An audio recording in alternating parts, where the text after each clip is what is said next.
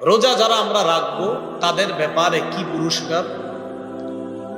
ক্বালা রাসূলুল্লাহ সাল্লাল্লাহু আলাইহি ওয়াসাল্লাম, নবীজি বলেন, কুল্লু আমাল ইবনি আদম ইউদাফুল হাসানাতু বিআশরি আমসালিহা ইলা 700 দি'ফিন। قال الله تعالى إلا الصوم فإنه لي وأنا أجزي به। রাসূলুল্লাহ সাল্লাল্লাহু আলাইহি সাল্লাম বলেন, আদম সন্তান যত আমল করে তার আমলের বদলা 10 থেকে 700 গুণ পর্যন্ত বৃদ্ধি করা হয়। আল্লাহ বলেন রোজা ছাড়া, কি ছাড়া?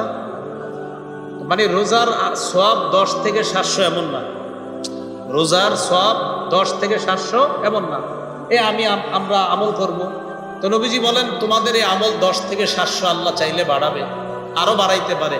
কিন্তু আল্লাহ বলেন রোজার বিষয়টা এমন না। আল্লাহ বলেন রোজা এমন একটা বিষয়, ফাইন্নাহু লি ওয়া আনা আজজি বিহি। রোজা আমার, রোজা মানুষ আমার জন্য রাখে, আমার খুশির জন্য রাখে, আমাকে খুশি করার জন্য রাখে।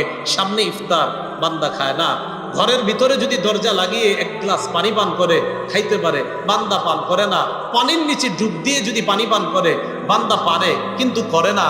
বান্দা যদি কিছু খেয়ে ফেলে মানুষের আড়ালে, করতে পারে, কেউ দেখবে না, কিন্তু বান্দা এটা করে না, কারণ সে আমার জন্য রোজা রাখছে। তা এটার পুরস্কার আমি আল্লাহই দিব। আল্লাহ কি দিবে? আল্লাহর দেওয়া কেমন হতে পারে আল্লাহ ভালো জানতেছে। কিছু আমল নামা তো আল্লাহ লেখায়, রোজার ব্যাপারে আল্লাহ কয় আরে এটার পুরস্কার আমি দিব। রব যত বড়, রবের পুরস্কার তত বড়। বলেন রব যত বড়, রবের পুরস্কার। ভাই একটা রোজা ভাঙবো না তো ইনশাআল্লাহ?